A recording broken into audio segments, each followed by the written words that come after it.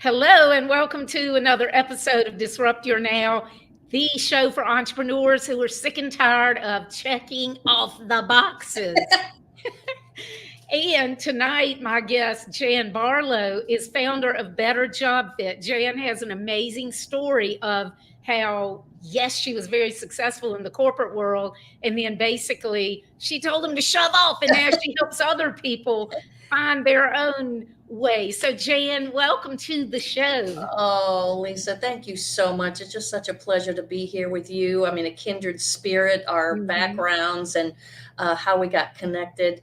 I got to tell you, I was so excited to be a guest on your show because, especially when you talk about entrepreneurs and how that story of this is what we're supposed to do and da da da da Yeah. da. Yep. Well, I got to tell you, girl, I mean, just my own experience of being at the top of my career working for a global pharmaceutical company, I created my own position there Yeah. around You were my strengths, basically an right? entrepreneur within the company. Exactly. Mhm. And people say, "Oh, are you an employee or an entrepreneur?" Look, a 1099 or a W-2, that's a tax. That Exactly. that's all it is. Mhm.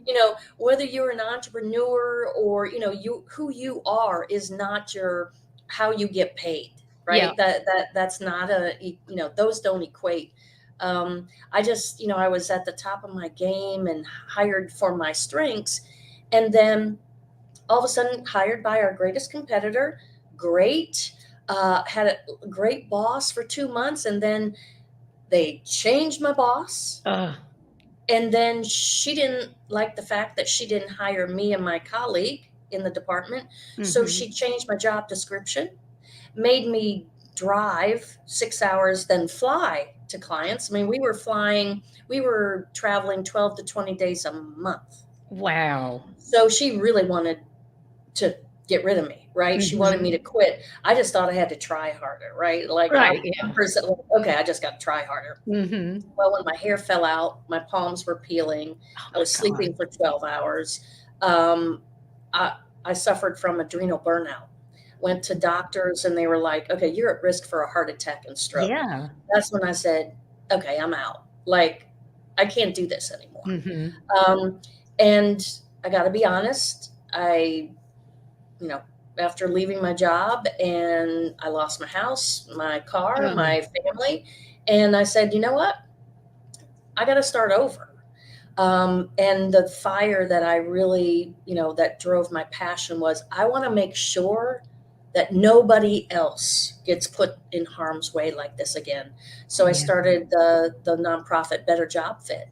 And we just went from there. I think, our combination of wanting people to really know what their strengths are, Mhm. um, to find that vibe, that lane to where you just lose all track of time and you feel Mhm. that that's your purpose.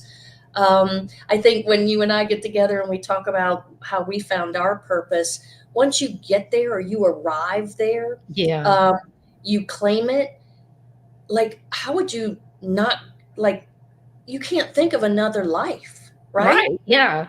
It's like this is you, but sadly, most people, I mean, we're raised to toughen up, go to work, go do your thing, bring home the bacon, and then if there's some time left over, you can enjoy yourself.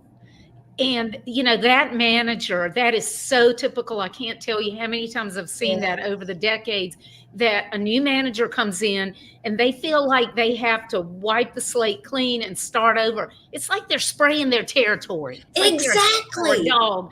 And it's just Exactly. like, you know what? They're doing a disservice to the company, they're doing a disservice to the employees. But anybody out there who might be listening, if you're going through something like that, you are not the problem. That's right. You are not the problem. It's That's that right. manager, and you need to start figuring out what your next step is instead of driving yourself to almost death like No, Jandy. serious. And that's the thing. I wish, I mean, everything happens, I believe everything happens for a reason. And if it weren't for me losing everything, I wouldn't have started Better Job Fit. I Yeah. just would have gone to another position. I had to get to the very bottom to have nothing in order to create something, Mhm. right? Instead of, I look at it that I couldn't. I couldn't live. I couldn't live a fake existence anymore. And that's why Yeah. when we talk about experience rich people, over 40, Hmm. that a lot of these stories happen to, Yeah. um, we're being called to live an authentic life. Yes. And that means it's different. It has to be a different life. Hmm. What do you think about that? Well, I definitely agree with you, and I want to speak to the people out there who are of a certain age. I'm going to tell y'all, I'm 62. I always tell people how old I am because I'm sick and tired of the whole thing of people being Yes. embarrassed. Um, and I want y'all to understand that however old you are, you have experiences throughout your life, not just work, but personal and everything, that all of those things together make you the only person in the world who can do a certain thing for the right people. And I also want to say, whenever people are like embarrassed about their age or whatever, I always go, okay, tell me which years you would be willing to give up if you could be 5 years younger. Tell me which periods of your life would you be willing to give up. Well, if they don't want to give up any, I'm like, see, life is all of you. So I know I went kind of off track, but No, that's so we have, true, Lisa. we all are raised so much to fit the mold, to go to college, do this, do that, do things the way we're supposed to do. And then when some of us break wild, I mean, like my family thought I was crazy when I ditched my CPA license in the 90s. They're like, what if you ever need to fall back on it? I'm like, no, I will never need to fall back on No, it. no. You just have to figure out what's right for you and what isn't. You know what? It's interesting. Somebody said that to me too when I started Better Job Fit. Well, what do you got to fall back on? Hmm. Uh, there's nothing, no second plan. It just means to succeed. That's what I mean. Exactly. If I'm there's not no other saying it. option, you will succeed. That's So exactly right. I want you to explain to everybody what y'all do through Better Job Fit, because I know there's several different facets of it, Yeah, and it's for companies, but it's also for individuals. it is. And we started when I was, rising out of the Phoenix stage. Hmm. Um, I went into service mode. Yeah. So when I lost everything, it was like, okay, I just felt called to like it was therapeutic to serve others, right? Hmm. I cleaned houses on the side. I had 4 clients, right? Like a judge and an Hmm. attorney and all that. So I was, making money, and it made me feel in control that I could go into someone's home, right, and make it nice and pretty because my life was not right. Yeah. So I went out and was helping my friends who were either founders or CEOs of veteran organizations, Hmm. or foster care organizations. So I took my gifts of job matching and the artificial intelligence that I had used before in my previous position. And I said, I want to serve those who were, like veterans. They have like, what do you do with a gunny sergeant? I mean, Yeah. they're transitioning from military to private sector. Most recruiters don't know what to do with them. And so they most of the time put them in, you know, menial jobs, I'm Yeah. not saying that it's just underemployed, right? Right. Yeah. They're not living up to their greatness. So I just really started with them, and it grew in 2018. A lot of career networking groups were wanting to hear, us to do the workshops that we do for veterans and foster care. They wanted us Hmm. to do those workshops for the general public. So we started our Creating Your Next program. Hmm. And then 2020, a lot of our HR partners with the companies that we partner with the veterans, um, of course, COVID showed they didn't give them there was no support for Right. those human resource professionals. And so even their trade organizations didn't feel the need Yeah. I mean, they said, oh no, we're just going to sit back and wait and see. Wait and see what happens. What Yeah. your members are needing you. What do you Hmm. mean you're going to wait and see? For what? Like, what do you got to wait and see? So I ended up creating the Human Revolution Disruptor Summit for our HR partners, and that we attracted people from all industries and all positions. And then really that led to our we had our Creating Your Next social justice program for veterans, our Creating Your Next for program for regular general public, right, Mhm. who are in transition, our Human Revolution Disruptor Summit for really all positions, all industries. That's Mhm. personal and professional development education.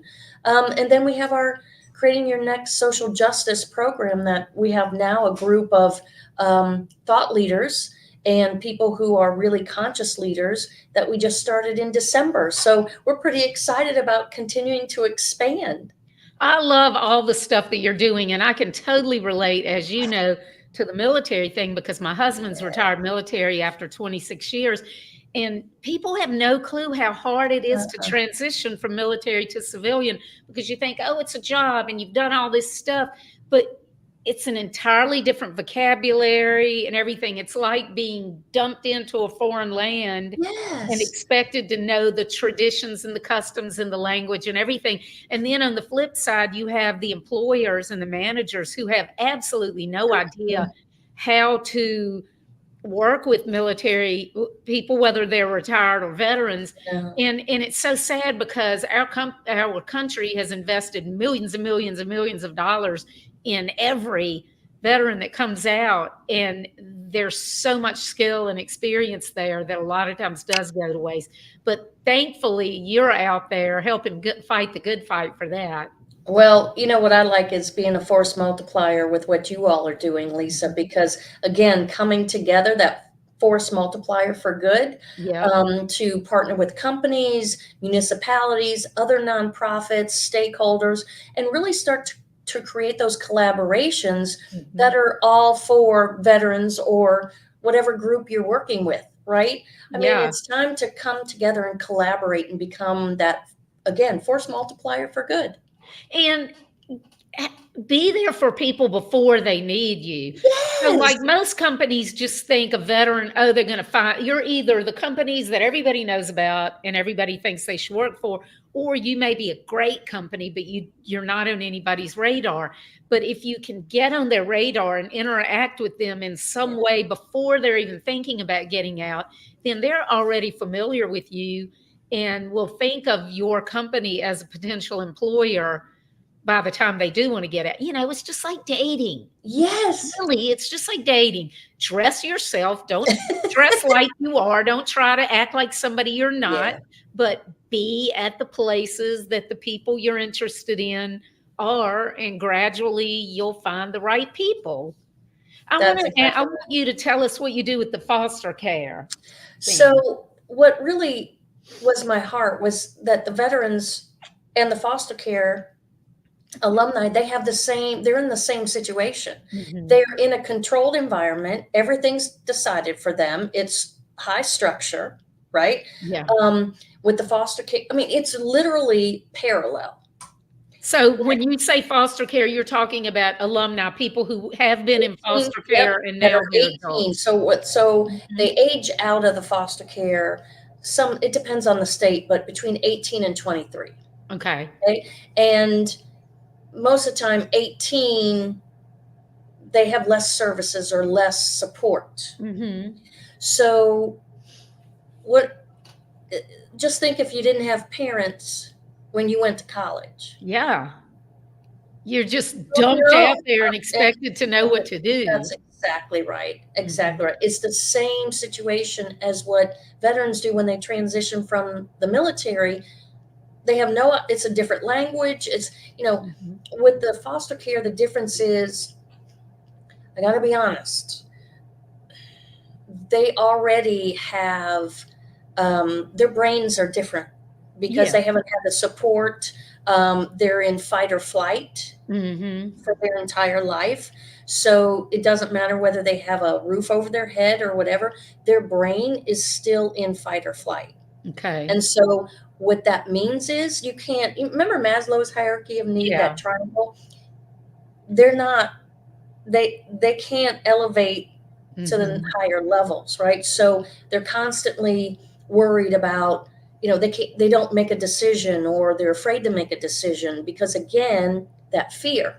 Mm-hmm. And so unfortunately, the schools, they don't help them find jobs or anything. They just say, here, you can go, and here's a list of all these companies. You just go Mm-hmm. and do what you can do. There's Good really no, luck. hey, yeah, let me know how that turns out. And Mm-hmm. and so that's really why I my heart went out for them, because they really need that structure. Yeah. And when we use our job matching technology, we're able to give them a percent match to positions that they would never believe, or anybody else would believe, that they're a match to. Yeah, because I think most people, including myself when I was younger, we think about what am I good at or what do I like, but it's like You can't be don't objective about yourself. you can't think about all those things No. within you. And so give us an example of somebody that you've helped, because I know, or somebody I know you told me about one that I believe it was a lady who was going to be making a mistake. Tell us about that. So the she was the in compensation benefits. Is that the one I that? think maybe it was somebody Okay. who was looking at a position or buying a Oh, company or okay. So we had the one I think I shared with you. She was well. Let's use the one that she was a compensation benefits manager. That was what we related her to, like in the Mhm. military. So she was in HR, right? Yeah. Um, well, with our job matching technology, she was an 87% match to sales and technology. Mhm. Well, in her mind, she was like, oh no, salespeople are pushy. Mhm. Okay, what does that have to do with what you're aligned with, right? I mean, but that's Mhm. what the whole point is. Our perceptions of what we're aligned with, or what we are the potential, what we could be matched to, is clouded by these belief systems Mhm. that are Yeah. the only thing blocking us from our greatness, Mhm. right? And so it ended up that she didn't have any bad experiences with salespeople. It was just a story that she heard or believed, and so we ended up working through that, but it took a while to get Mhm. her over that predisposed belief system. And it ended up that we were able to take her experience from the military. She had a bridge job working for Aetna after she got Mhm. out to counsel. She got a dietitian certification. So Okay. she was counseling people, um, like diabetes and heart Yeah. issues.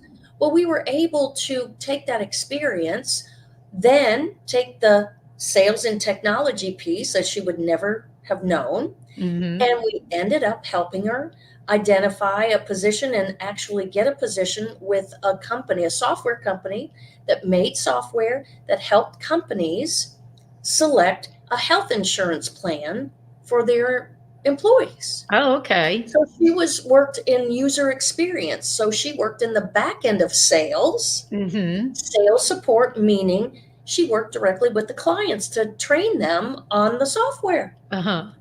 So if we hadn't had that objective job matching science, we wouldn't Yeah. have been able to connect her with a whole, you see what I'm saying? It Yeah. allowed us to connect the dots beyond HR and beyond what she was doing in the military, to transition her to a leading edge Mhm. industry. So I think I mean, to me, it's about providing people with the 95% of what they don't know and nobody else would ever know either.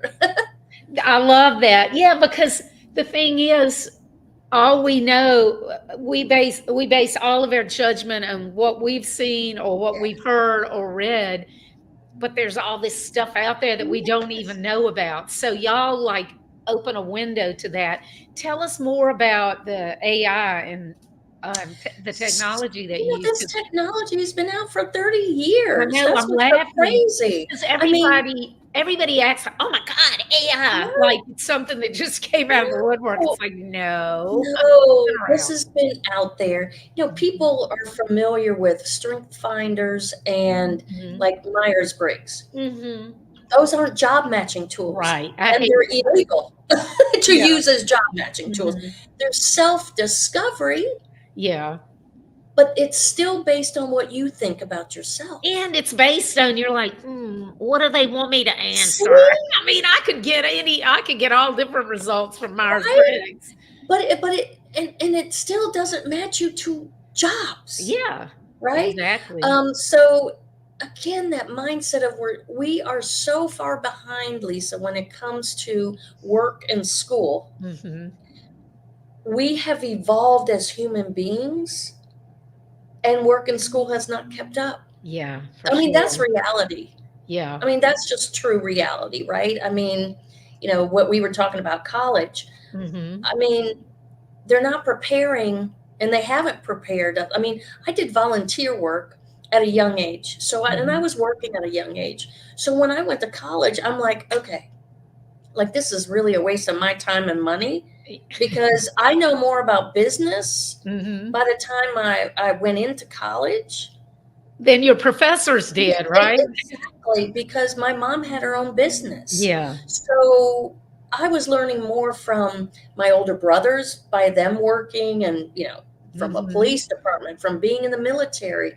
I mean, I soaked up all that stuff. So by the time I went to school, or college, I'm like, okay, really? I gotta, what do I need to do to get out of here? Okay. Mhm. And what was your first job out of college? Well, get this.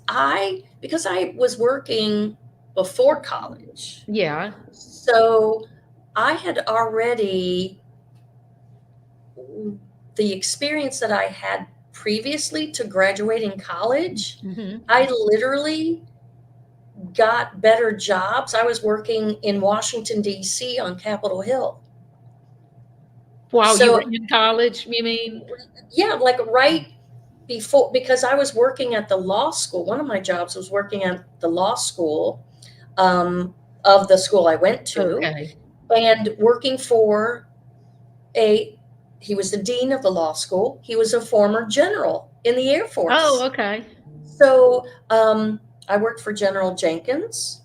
So when it came to going to graduate or just go look for another job, he was like, Miss Jan, uh, you need to go to DC. You're way ahead of a Mhm. first job type of position. You Yeah. need to get out of town, and this is the level that you need to start at. So it was because he noticed That's and he awesome. experienced, right? I mean, Yeah. and that's what I'm saying. People need to have that credit, so to speak, Mhm. before it, because job matching has nothing to do with your age, race, socioeconomic condition, what grades you had Mhm. before you go to college. It can already, give you options, Yeah. and that's the bag of chips that we've been sold that is not true. Mhm. And companies are finally starting to learn that, and of course, technology companies were way ahead of the curve with that Yes. because technology is like, by the time these people get out, they're 4 or 5 years behind what they could Yes. be doing if they were sitting at home just hacking away on their computer. So, Well, that's what's interesting I think it was like 2012, I was going around to different states and with the economic development councils and the schools, and they were giving, okay, percentages of growth in different industries. Mhm. Well, I got to be honest. Um,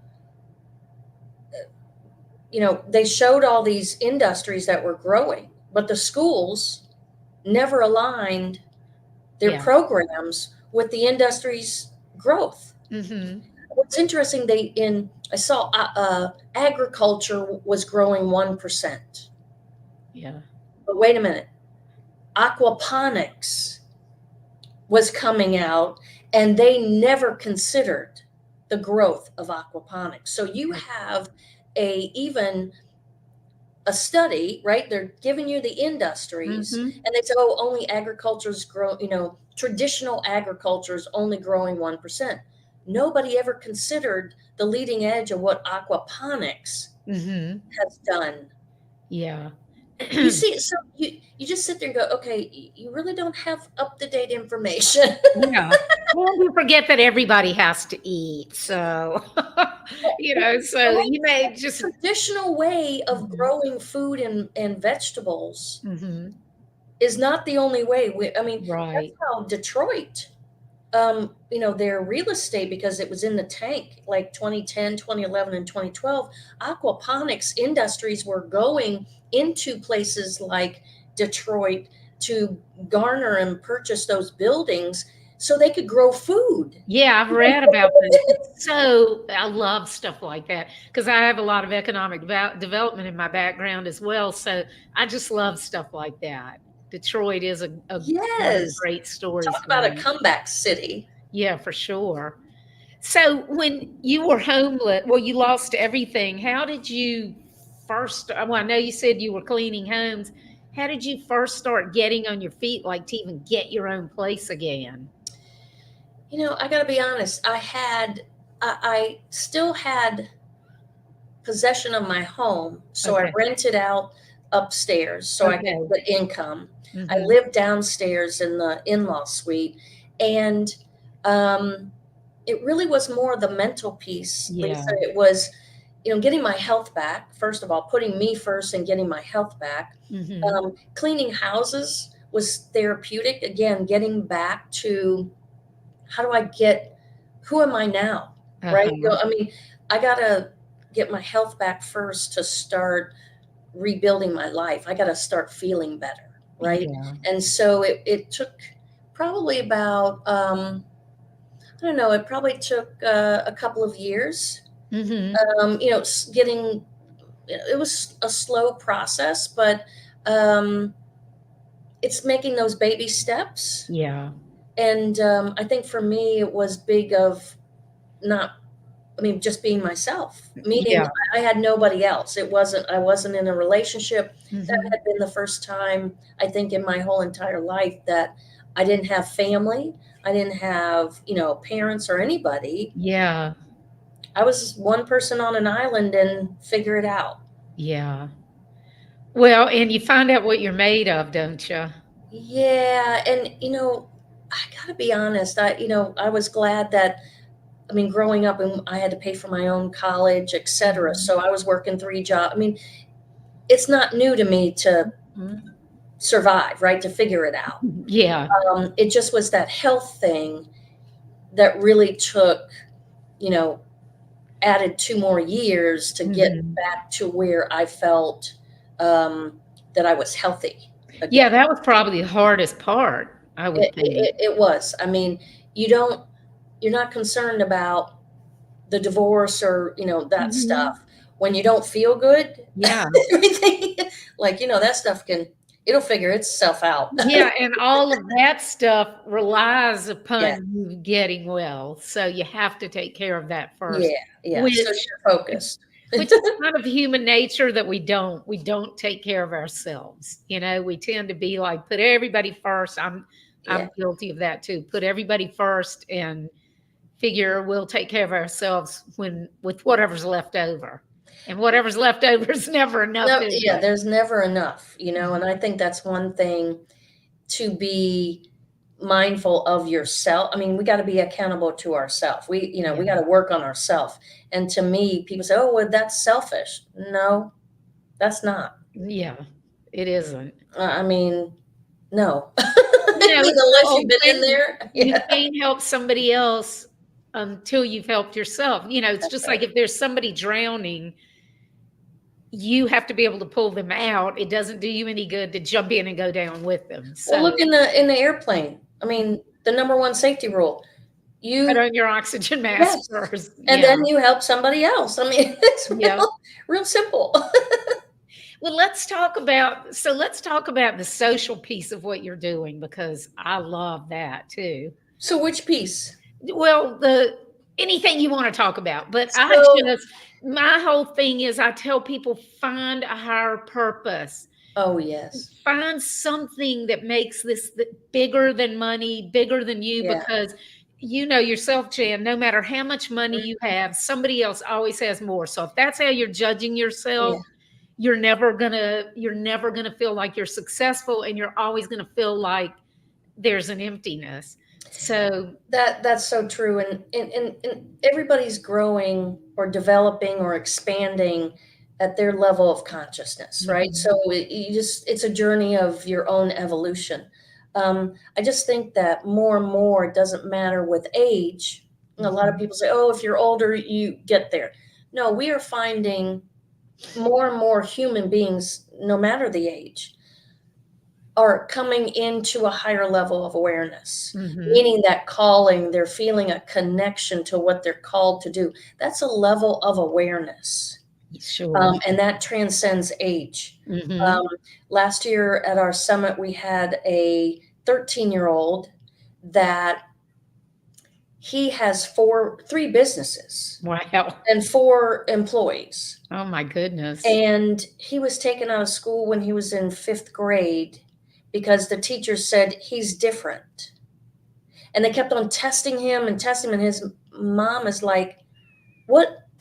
Why do you keep testing him? Because he's different. Mhm. And so that's when she said, you know what? We're just going to homeschool him. Okay. Mhm. Because obviously, he's not your experiment. Okay. I mean, Yeah, if you're not getting exactly. it, um, Mhm. but when I met him, he said, Miss Jan, he goes, I just feel called to do my business. Like, Mhm. I learn new things in school. I'm homeschooled, but I feel called to serve others. Mhm. And that's him being 13, That's cool. right?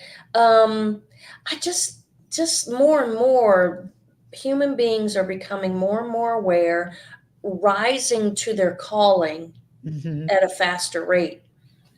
Um, I just really think this old mindset of chasing money. I'm not saying that money's bad. I'm just Right. saying Yeah. that has nothing, that's really not what it is. Mhm. It's matching or aligning with what you're called to do, Mhm. right? And that most of the time that aligns with your strengths and who your greatest, right? The greatness in you, Yeah. right? And so then you start doing purposeful work within your strengths, and it wasn't even planned. Mhm. Well, and I think so many people, and I was like this when I was younger, so many people, we don't even know what we like to do. We We might haven't know what asked we're ourselves, good at. right? Yeah, we might know what we're good at, but we might not really even understand why we're good at it. And the Yeah, why we're good at it is probably more important than the that we are good at it. So I agree with you were talking earlier about COVID. I really feel like COVID forced a lot of people to start thinking more deeply about themselves and the world yeah, and everything. But it's like if you really find yourself inside and you get in tune with what you're feeling, you can start recognizing the things that are filling up the pot and yeah, sucking you dry. And yeah, you need to try to move away from those things that are just sucking you dry and closer to the things that make you feel good. And I don't mean yeah. giddy, but No, just a lot of people don't understand the difference between happiness and I'm like yes, being content. That's what I look for is be content. That doesn't mean to not keep trying and not keep right. It's not working. settling. Right, Settling not is not the word, settling, right? but that you feel like you're in the right lane and you're going the Yeah. right way, and yes, you continue fighting and growing and so forth, but you're not just settling, if that makes sense. No, it does. And, I think while you were sharing that, I thought of all the years that this little or the higher voice in me kept on saying, you got to go out on your own. Mhm. You got to start your own business. I mean, I always did. Gosh, at 10 years old, I created my own carnival in the backyard. I have a brother that has cerebral palsy, so I Oh, decided to have my own carnival and create my own games so I could charge a quarter Mhm. and then donate the money to cerebral palsy. I'm like, Oh, okay, that's let's so just cool. get around and do it. Mhm. But then that was my mom. I saw her do, president of PTA, being, Yeah. going out and serving veterans, and she would cater their events, their meetings, and stuff like that. So Mhm. I saw her doing things for others, Yeah. but that higher voice kept on saying, you need to do your own thing. Mhm. And you try to suppress it and say, no, it's not, no, I'm not, that's too risky. Yeah. Um, at some point, that higher self, you can't keep that voice down. Yeah. And you have to do the introspection. Yes, that's right. And that's the thing, also the introspection, to go after your own thing, but understand why you're doing it and Yeah. what you want out of it and what you want your life to look like. Yes, money and all that, you need to know how much you need to make, but what do you want your day-to-day life to be like? Yes. Do you like to travel? Do you like to do this? Do Yeah. you like to do that? Do you like to, like, I'm one of these people, I hate having a set schedule. And so ever since I've worked for myself, I mean, I have meetings, but I Right. never set up a lot of them in a day because just the way that I think and everything, I don't like having that rigid schedule. I'm also not a morning person, so I Yes. don't set up more meetings early. So if anybody out there is thinking about either starting their own business or adapting your business because maybe you're starting to feel unfulfilled or you're getting to the age that you feel like I want the business to be something different, keep that in mind. Don't just be like, how much money do I have to make? Keep the whole Yes. the whole picture of your life in mind. It's so true because it will fill in, Mhm. those details will fill in for you. Right. Like once you start to align with what you want to do Mhm. and it feels good, you then set that into, I mean, the details, you don't have to know all the details. Right. They haven't presented themselves to you yet. They haven't occurred yet, right? I Mhm. mean, Well, and I have a friend who's a New York Times best-selling author. She's has decades of writing experience, and I was really surprised when, like, 20 years ago, she was like, "Well, I never know what's gonna happen because the characters end up writing themselves." And when she I first love it. started talking about that, I was like, "What?" And then the more I thought about it, the more I understood. And I thought that's so cool because people think, even a writer, you sit down, you go, okay, I'm going to write this book. This is what it's going to be about. A lot of times you do think it's going to be about this, but the next thing you know, that character is taking Yes. a different turn. So if even a writer is like that, your own life should be like that. Listen Yes. to what's going on in your mind and in your life and let it guide you to where you should be. Well, and it's not, we don't live in a linear world. We live in a Yeah. multidimensional world that non-physical energy is happening behind the scenes. I Mhm. mean, have you ever, I mean, you and I talk about synchronicity. I mean, I got to be honest. I can set an intention. This is what I want, and be aware and kind of like observe how it's going to roll out. Yeah. And that being aware is a big part of it because a lot of people just go through life kind of on autopilot. Yeah. You have to be aware, observing what's around you because you can't take advantage of opportunities if you don't even see that they're there. Yes. I mean, like inspired action. Like Mhm. you're driving down the road. People don't realize when you're driving or vacuuming or doing dishes, you're in a semi meditative state. Your brain, your higher brain is open to communication and it's going to give you downloaded information. Yes, I'm and like, that is the is it best. important? It That's is. when you're gonna get the best ideas, you're gonna have the Yes. most insight, whether it's while Yes. you're sleeping. A lot of times I'll wake up in the night and I write something down, but Yes. my favorite thing is mowing grass because I'm like in a zen state and I will get my Yes. best ideas. For other people, it might be running. I hate running. I'm just like, oh my God, how much further do I have to go? But I like to work out, but the mowing the grass thing Yes. is just a push mower. I mean, Yes, that's um, when I had my Florida house. That is so true. I'd be yeah. traveling so much, and my free thinking, get out of my head Mhm. was my yard work, to go mow the grass, to, plant flowers or something. It was therapeutic, right? Yeah, because you're letting your brain unplug from everything. You're Yes. not demanding for it to pay attention to all these other things. So Yes. your brain is able to just chill out and then let you know It's what it is working that for you should. you then, right? That's the Mhm. way I look at it. It's giving you the answers Yes. to what you've been asking for. Yeah, and the hard is if you're sitting down just trying to come up with an answer, 99.9% of the time, that ain't gonna happen. Uh, uh, But if you just back off and let your brain have the space that it needs, it's amazing how that happens. isn't that so cool? I think, I just really think that we need to teach that in schools. And Mhm. I'm talking about in grade schools and Yeah, kindergarten, I because agree. that right there, that's a life skill. Mhm. That's a life skill. That's moving from left brain, I got to figure everything out, and, math problems, technical, Mhm. no, right brain. Everything starts in the right brain from Yeah. first in thought. And the thing is, we're raised to be like, just work harder. Keep No. working, keep trying, and it will happen. And that, a lot of times that can be the worst thing to do. Well, I know. I lived it, as far as Mhm. I just thought I had to try harder. No, Yeah. let it go. I love your story, Jan, and I Oh, love the my things that friend, you're thank doing you to so help other much. people.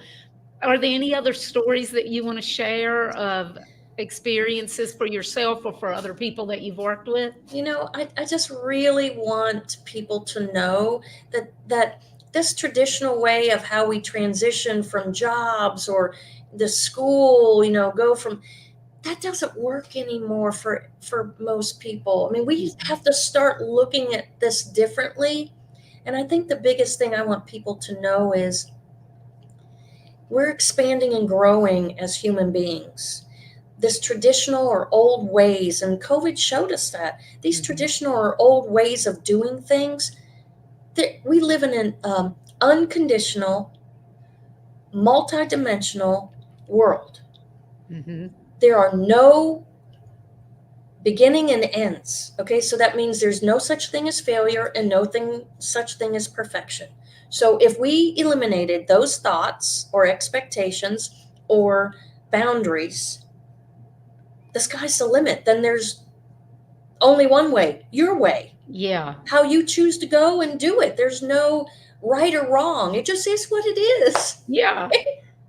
If somebody's interested in working with you, so tell people if they're looking for a job or whatever, is there a way they can work with you? And Yeah, then companies, how they can work with you. yes, please just email me at jbarlow, Barlow,